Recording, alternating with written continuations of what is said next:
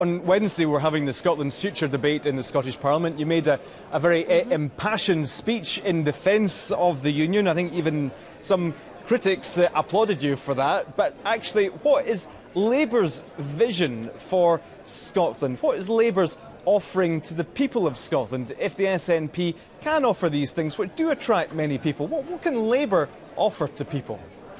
Well, I think we need to offer people a consideration of the real world.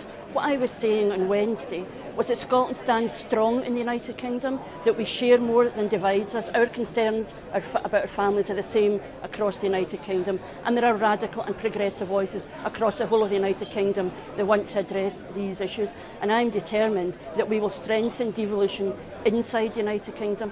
Currently, the Scottish Parliament, the government, is using the Scottish Parliament to break up the United Kingdom rather than using devolution to protect people. You know that we have a devolution commission that will look at where best you place power to serve the interests of the people of Scotland, and that is our test. The test that Alex Salmond applies is, what do I do to get myself past September 2014? And what we're increasingly seeing is a man who will put his own interests, his own obsession with independence ahead of the interests of the people of Scotland. So when we talk about powers, it's for a purpose. It is about making government better at every level and addressing the concerns of ordinary families. OK, you talk about these powers, but as you know as well as I know, there are growing calls for those powers to be made known to the people of Scotland before the referendum, the old pig in the poke argument, so that people know what they're getting.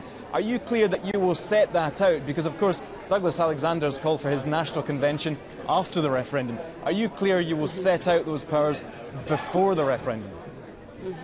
Well, when we're talking about pigs in a poke, we have a prospectus for independence which can't even tell us which currency we're going to have in our pockets. So we have a bit of a rational debate that's required there. I'm very clear. The Devolution Commission is an interim report. We're now taking evidence. We're listening to business, to trade unions about the implications of the proposals. We're working with our colleagues in local government about how we get power down to a local level, and we will make clear to people in Scotland ahead of the referendum what those proposals are. But of course, in implementing those proposals, we need to talk with each other. For too long, the constitutional debate has been about dividing Scotland from the rest of the United Kingdom. I want constitutional debate, the organisation of powers, to be about how it affects ordinary families, not a pipe dream, but how we actually make sure we have a strong economy, we share prosperity, and that across the United Kingdom, vulnerable people are not the